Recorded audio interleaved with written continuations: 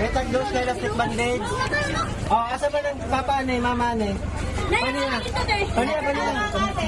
Naka-standby ang UNTV News and Rescue Team sa Zamora Cemetery, Barangay Lapu-Lapu, Butuan City nang lapitan ng isang bata na humihingi ng tulong. Nagtamo ng sugat sa noo ang isang bata na lumapit sa team. Naglalaro umano ang bata kasama ang kanyang mga kaibigan sa loob ng sementeryo nang mahulog mula sa kanyang kinatatayuan at tumama ang kanyang noo sa isa sa mga puntod. Agad namang nilapatan ng paunang lunas ng team ang bata.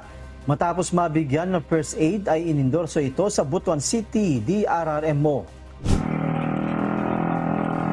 Tumulong naman ang UNTV News and Rescue sa Manila DRRMO sa banggaan ng motorsiklo at ng kolong-kolong sa MacArthur Bridge, Santa Cruz, Manila. Ang Manila DRRMO ang unang rumisponde sa lugar na kung saan ay nakapagbigay ng first aid sa 6 na sugatan.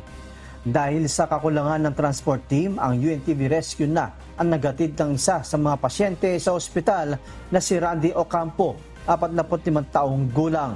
Si Ocampo ay nagtamo ng malaking sugat sa ulo at pananakit ng dibdib at likod na hinihatid sa bagong ospital ng Maynila. At sa Catbalogan City, isang 47 years old na babae ang nagtungo sa UNTV News and Rescue Station sa Catbalogan Cemetery para humingi ng tulong. May hiwa ito sa kanang palad na kaagad namang binigyan ng paunang lunas ng UNTV News and Rescue. Tumanggi na ito na magpadala sa ospital matapos malapatan ng first aid. Nahagip umano ito ng tricycle kaya nagkasugat sa kanyang palad. Joshua Antonio, UNTV News and Rescue. Diyos ang aming sandigan, serbisyo publiko ang aming pinahahalagahan.